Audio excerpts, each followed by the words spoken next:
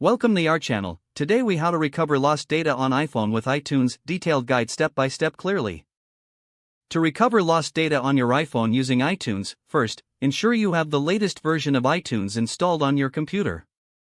Connect your iPhone to the computer using a USB cable. Open iTunes and wait for it to recognize your device. Once your iPhone appears in iTunes, select it. Next, navigate to the Summary tab in the left sidebar. Look for the option that says Restore Backup and click on it. You will see a list of available backups. Choose the backup that contains the data you want to recover. Make sure to check the date of the backup to ensure it is recent enough to contain the lost data. After selecting the appropriate backup, click on the Restore button. This process will begin restoring your iPhone to the selected backup version. Keep in mind that this may take some time, depending on the size of the backup. Once the restoration is complete, your iPhone will restart. After it restarts, you should see your data restored to your device.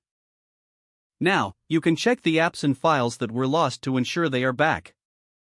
If necessary, repeat this process with a different backup if the data you want is still not recovered.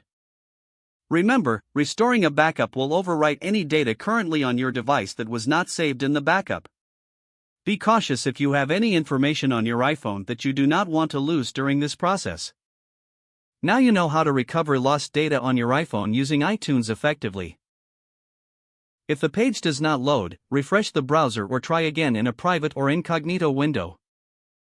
Make sure you are using the correct email address, then retype it carefully to avoid small typos. If your password is not accepted, use the reset option and create a new strong password you can remember. Check your spam folder for verification or security emails, then complete any requested confirmation steps.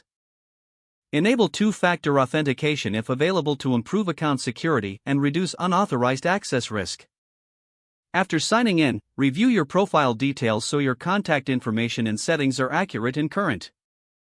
If you see an error message, note it down and try again after restarting your device and internet connection.